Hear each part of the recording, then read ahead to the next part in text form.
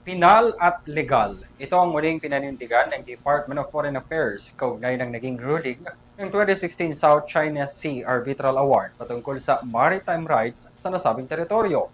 Ang pahayag na ito ay bilang formal na pagkondena sa naging deklarasyon ng China laban sa legalidad ng nasabing ruling. Si Alvin Pelobelio para sa balita. Mariing tinanggi ng Department of Foreign Affairs ang naging pahayag ng Embahada ng China sa Manila ng 2016 South China Sea Arbitral Award ay illegal, walang basihan at walang silbi. Ayon sa DFA, kailanman ay hindi maituturing na illegal, null at void dahil ito ay pinal na pagkilala na pinagtibay sa ilalim ng international law. Nireject din ng DFA ang pagtanggi ng Beijing sa territorial sovereignty sa South China Sea. Gayon din ang Arbitral Tribunal na nireject ang mga argument ng Beijing sa position paper pagdating sa delimitation at sa pag-exclude sa jurisdiction ng Beijing sa binding decision. Ayon pa sa DFA, sa matagal lang nananatili na dialogo sa pagitan ng Manila at ng Beijing, parating bigo ang China sa progreso.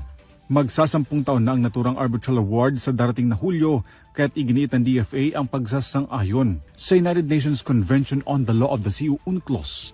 Malinaw rin umano ayon sa DFA ang isinasaad ng 2016 Arbitral Award sa lahat ng mga bansa sa invalidity ng labis-labis na historical claims. Ang naturang paghawad ay makailang beses nang ginagamit sa international decision at judgments. Wala pang pahayag ukol dito ang Embahada ng China sa Manila. Para sa EuroTV News, Alvin Pelobelio sumasaludo sa bawat Pilipino.